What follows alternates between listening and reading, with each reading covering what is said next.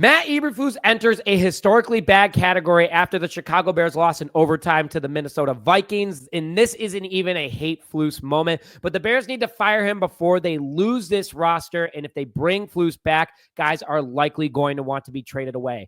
This roster is too good because we also learned how good Caleb Williams is with Thomas Brown. Those two enter a historically good category in another big day as they are back-to-back big weeks. We need to keep Thomas Brown and Caleb Williams together as they are the future of this team, and we need to get rid of Matt Eberflus as soon as possible, and I'm going to break down why.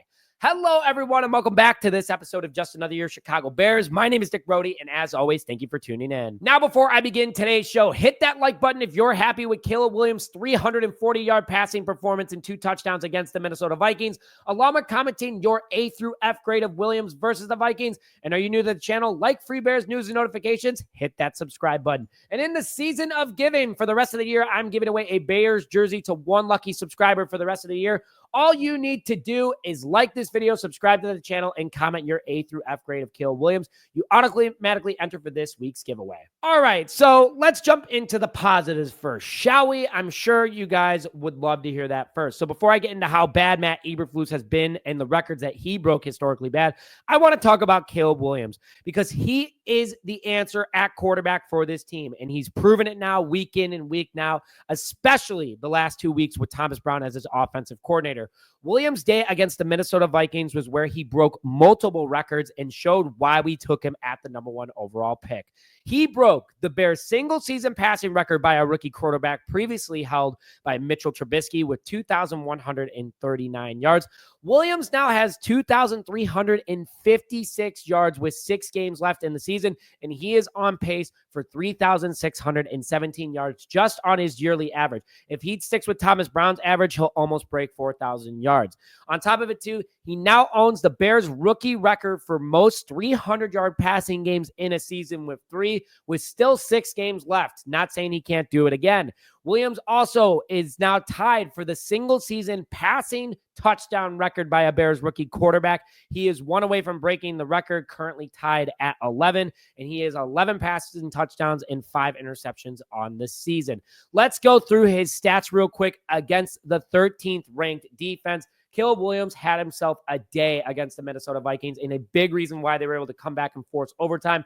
He went 32 of 47 passes, a 68.1 completion percentage with 340 passing yards, a 7.2 yard per average per play, 2 passing touchdowns, no rushing touchdown, but no interceptions, and a 103.1 passer rating against the top 4 defense in the NFL. Had 33 rushing yards totaling for 377 total yards of offense. But I just want to break this down real quick. Remember, he went against the #1 blitzing defense in the NFL, the #1 rushing defense in the NFL, and 4th ranked overall according to ESPN, and got the job done. Many thought Caleb Williams was going to get killed in this game, and he did a good job only getting sacked twice. One of them, he ran out of bounds and was pushed, so it counted as a sack, but he got the job done. And we can also thank Thomas Brown for this great performance because he has unlocked Caleb Williams. Over the last 2 games, he has Caleb Williams with over 600 yards passing, an insanely impressive stretch for the rookie quarterback. And also, I'm going to get into Thomas Brown in a little bit, but don't go anywhere. But first, I just want to say how good these guys have been. Caleb Williams is only the 2nd quarterback this season with over 100 passer rating against the Minnesota Vikings.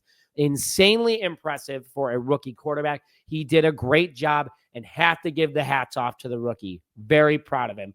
Who we're not going to give our hats off to is Matt Eberflus because he had some pretty bad historic records that he broke this past weekend against the Vikings. So Matt Eberflus, I'm just going to throw it on the screen. He is horrible. Let's break it down. Matt Eberflus has the 3rd worst coaching record, winning percentage-wise, in Chicago Bears history with a 14-31 record through his first 45 games. Let's go through the bad records that he broke.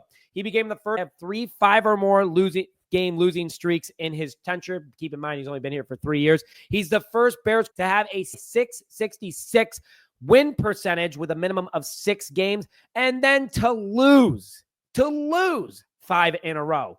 Then on top of it too, he's the first Bears head coach to lose 5 or more games when having 90% chance of winning. 3 of those losses have come in the last 5 weeks. as an NFL head coach, or as an NFL coach, excuse me, Flus has been in 28 blown games. Second coach in NFL history to do that.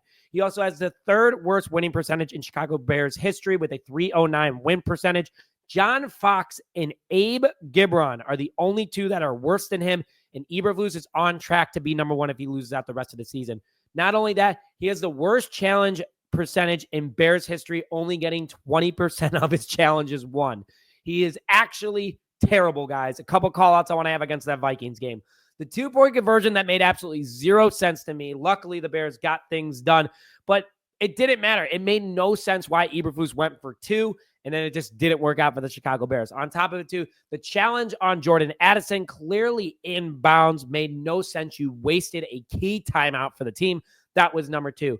But the number 3 one that I have for Matt Eberflus that I cannot stand is that he played soft zone coverage against one of the best wide receivers in the NFL in Justin Jefferson. Why Justin Jefferson got a huge touchdown at the end of the game, it was called back, but Justin Jefferson had a big game against this Bears defense. All of them did. Tyreek Stevenson had another bad game. No one could do anything. Jalen Johnson had pass interference calls on him all game long because of the fact that they had to cover some of the best wide receivers. If you played man-to-man and didn't let anyone get by you, that's going to save you. Also, Jalen Johnson gave up that touchdown in the beginning of the game to Addison because of the fact that they were playing soft zone. I don't understand what Matt Eberflus is doing. I believe he is sabotaging this team now because of the fact of how bad he knows he is out. And just to go through, because he is the defensive play caller for the Bears.